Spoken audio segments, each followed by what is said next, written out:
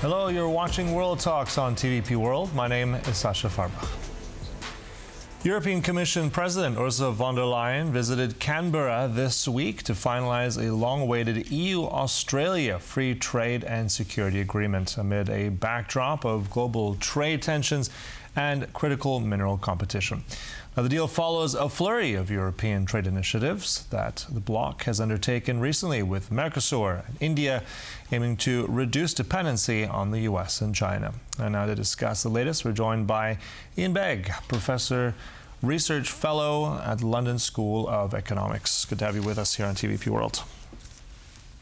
Good morning to you. Let's begin with Down Under. This is one of a list of new deals that the EU has settled. What are the your main takeaways of the significance of that new deal that's come to force between the EU and Australia? We should probably try to separate the content and the political message that is derived from doing the deal with Australia. And I'll start with the latter. The political message is that the EU is not exclusively or predominantly dependent on deals with the US. It has options to go to other parts of the world to obtain some of the things that might be part of a US-EU deal, and therefore concluding the deal with Australia, which has been a very long time in the making, is a significant step towards broadening the EU's trade horizons.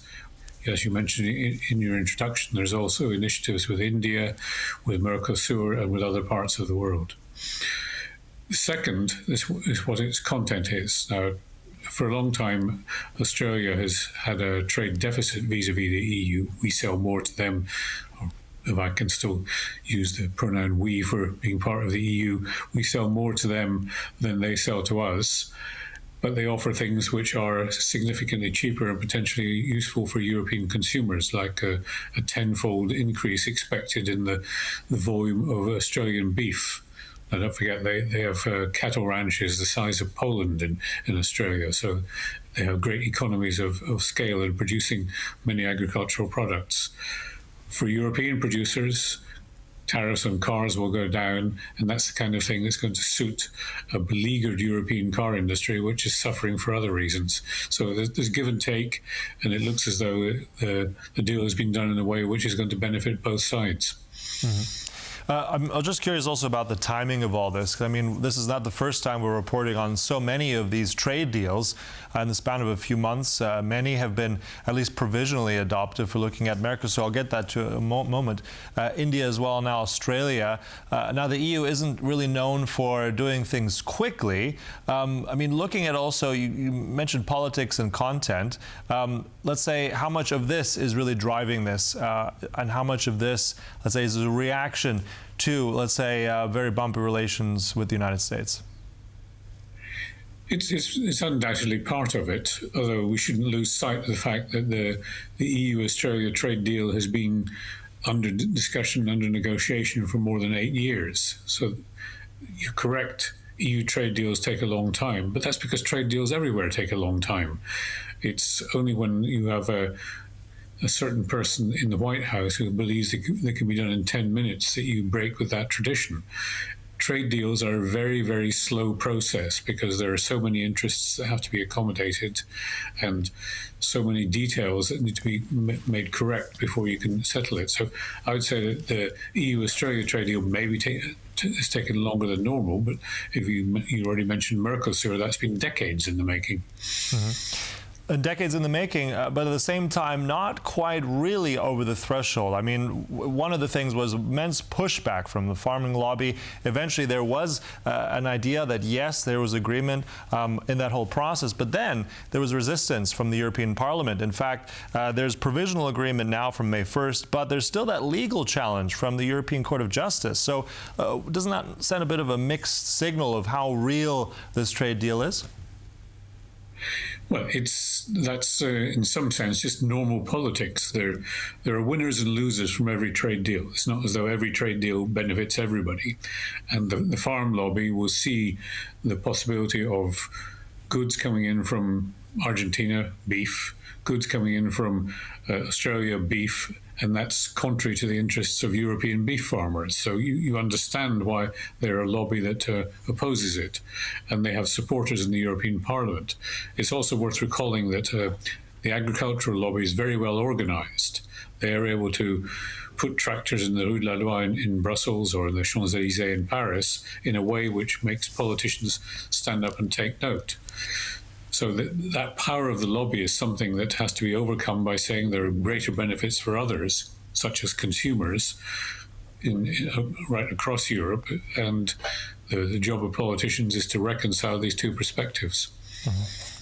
I also want to draw attention to an interesting comment we had with another expert talking about all this, and also mention this trilogy of let's call them these trade deals, very much about the idea of the EU doing business and, let's say, concluding with people that have like-minded interests in a certain level about multipolarity.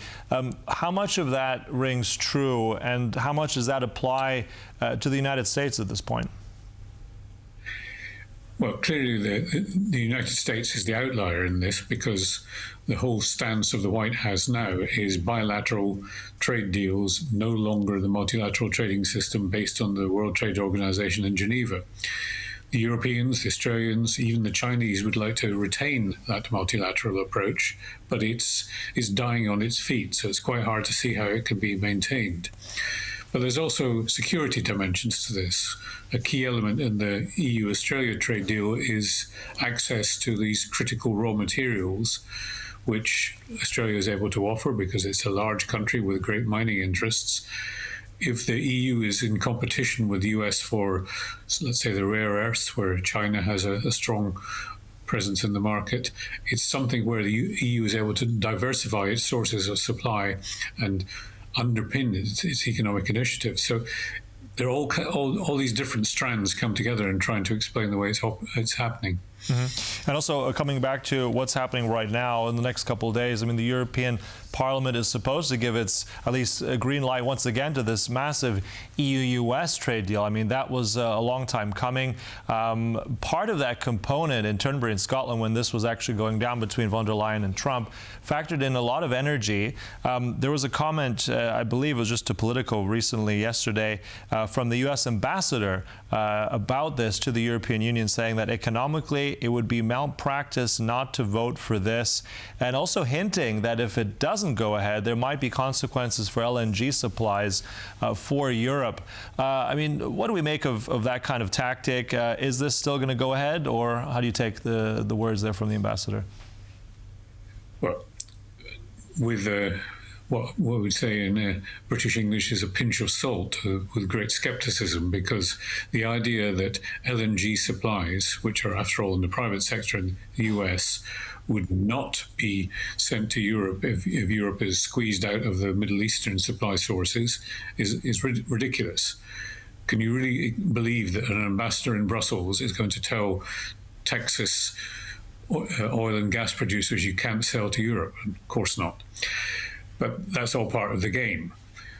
Also, we just don't know how stable the offer on the table from the US is going to be, because that's been much of the concern inside the European Parliament. The US Supreme Court struck down Trump's initial tariff proposals, and then within a few minutes he said, in that case, I'm going to reimpose tariffs using a different legal mechanism in the US. He then said instead of 10%, it's going to be 15%, which is, ironically, exactly back to what the Turnberry deal was saying. So it does look as though the content of the US-EU trade deal is much like it was as a result of the Turnberry deal. But we all know that the US can change its mind just like that. And if it does that again, that's why some of the skepticism has arisen in the European Parliament about whether to vote for it now. It does look as though the configuration of forces in the Parliament, particularly the strong voice of the European People's Party, the EPP, is going to ensure that what's agreed on Thursday, which is a vote in committee, not yet the full plenary, will go ahead. And in arriving at that, the chair of the committee, the German Bernd Lange, has put forward amendments which have been accepted to say that if the US plays games again of the sort we've been used to with Trump, then the EU can use suspension, it can use its anti-coercion instrument to say this is no longer suiting us. So although the American ambassador may be issuing veiled threats or maybe even overt threats, I don't think they will be followed through. All right. And just final quick one. I mean, looking at all these deals from also the view of Washington, as we had said already, Donald Trump really pegged everything on this high tariffs and his policy, which is being sort of backfired and taken down. Do you see this now as, let's say, the EU strategy vindicated here? Will be now sort of turning back to what was before, or how do you see this play out in the next months? With Trump, you can't predict.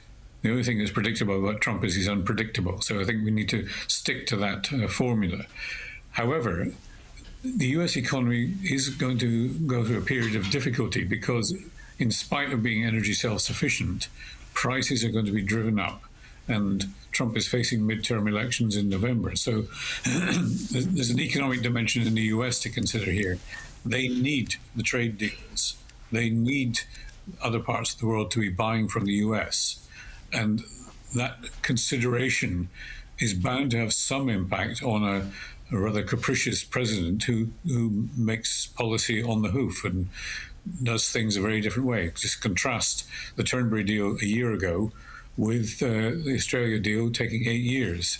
That's the normal way, the Australia way. The abnormal way is the spur-of-the-moment trade deals that Trump seems to favour. All right, some really interesting insight there. Thank you so much, Professor Iain Begg there from the London School of Economics. Always a pleasure having you with us. Thank you again. Thank you for watching. That concludes World Talks, but stay right here on TVP World for more news and commentary. Goodbye.